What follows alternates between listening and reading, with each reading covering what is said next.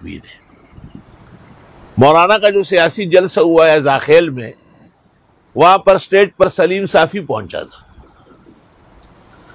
اور یہ ایسے سوالات کرتے ہیں کہ غصہ آ جائے لیڈر کو، کہ یہ کیا بات ہے، آپ لوگ تصویریں بناتے ہو، بہت سارے مولوی ناجائز کہتے ہیں۔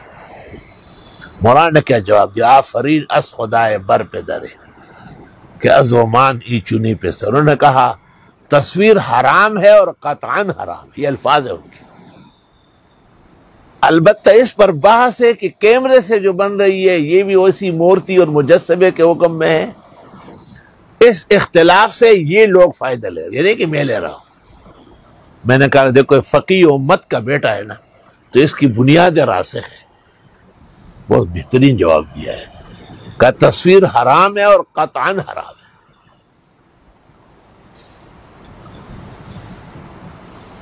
عام طور پر جو سیاسی مولوی ہوتے ہیں وہ سطح النظر ہوتے ہیں۔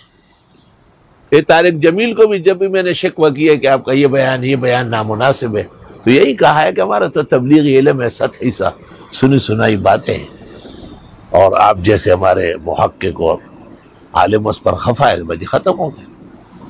شروع میں تو میں خوش ہو رہا تھا، بعد میں مجھے اندازہ ہوا کہ یہ واردات کا طریقہ ہے، نہ مناظرہ کرے گا نہ مباحثہ کرے گا، کیل پورا ٹھوکے گا۔ وہ تو چاہیے کہ جن باتوں پر میں ناراضگی اور علماء نے، وہ ان باتوں سے پیچھے ہٹے، اعلان کرے، اس طرح تو نہیں کرتا۔ تو واردات تو پورے کر رہے ہیں نا۔ اس لیے اس کا یہ کہنا کہ میں تبلیغی مولوی ہوں یا سطحی ہوں، یہ معافی کا باعث نہیں ہے، بلکہ یہ دھوکہ دینے کا اور لوگوں کے ایمان اور عاقبت برباد کرنے کا ایک ناروا کوشش ہے جو قابل مذمت ہے۔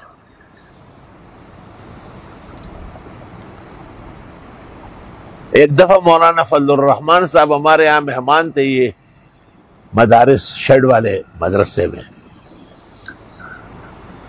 مولانا سید صباح حسن مرحوم، اللہ پاک ان کی بخشش فرمائے اور جنت نصیب کرے، اور ان کے بیٹے اور آل و اولاد کو بھی ہمیشہ حفظ و امان نصیب کرے۔ انہوں نے مجھے کہا کہ میں مولانا سے کچھ سوالات کروں گا، اجازت ہے؟ میں نے کہا اجازت۔ انہوں نے مولانا سے اس طرح سوال کیا کہ 3 چیزیں ناجائز ہیں: تصویر، کتا پالنا، یا جنوبی کو گھر پر رکھنا۔ تو کتے میں تو گنجائش آ گئی ہے کہ الا کلب صید او زرع او حراست، کھیتی باڑی کے لیے، چوکیدارے کے لیے، شکار کے لیے کتا رکھ سکتے ہیں، لیکن ذیروح کی تصویر میں کوئی استثناء شریعت میں نہیں ہے۔ تو پوچھو بخبر، آپ نے تصویر کے مسئلے کو اتنا ڈھیلا کیوں کیا؟ مولانا نے اس طرح جواب دیا کہ یہ فیصلہ مفتی صاحب سے کرائیں گے کہ منصوص پر تعدی جائز ہے یا ناجائز۔ میں فوراً سمجھ گیا کہ یہ اصول تک پہنچ گیا۔ میں آپ کو مثال دے رہا ہوں، پیغمبر کہتے ہیں کہ خمس من الفواسق، 5 جانور بڑے شریر ہیں: الغراب کوا، الحداد چھیل، الفارہ چوہا، الاقرب بچو، الحیہ سانپ۔ یہ حرم میں بھی ملے، کہیں بھی ملے، مار ڈالو انہیں۔ بعض لوگ کووں کے لیے پانی رکھتے ہیں دانا، یہ مناسب نہیں، یہ اور پرندوں کی نیت کرے۔ پیغمبر نے تو اس پر ناراضگی ظاہر کی کہ یہ واجب القتل ہے ہر جگہ۔ اور آسمان کے نیچے اور زمین کے اوپر جامعہ عربیہ احسن العلوم ایک ادارہ ہے کہ جہاں مستقل آدمی تنخواہ پہ رکھے گئے اور اس کی ذمہ داری ہے کووں کو مارنا اور یہاں سے مار بگانا۔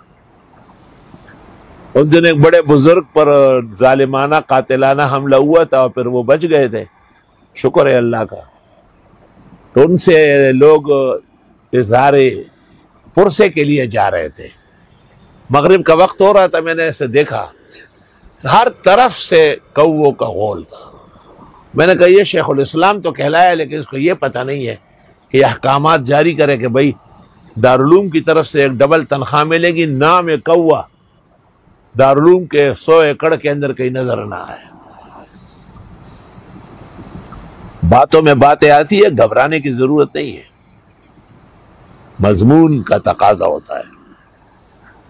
تو یہ جو 5 جانور پیغمبر نے کہے، اس پر ائمہ فقہ اور اجتہاد نے تسلیم کیا ہے کہ اگر ان کے علاوہ بھی کوئی جانور ہو جو اس طرح موذی ہو، اس کا مارنا بھی جائز ہے۔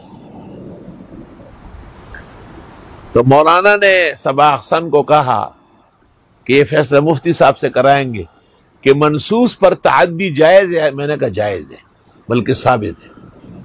تو صباح احسن کا اعتراض ٹول ختم، لیکن وہ تو کوہ نمشق ہے نا مولانا، وہ تو پورے جہان کے ساتھ چل رہا ہے۔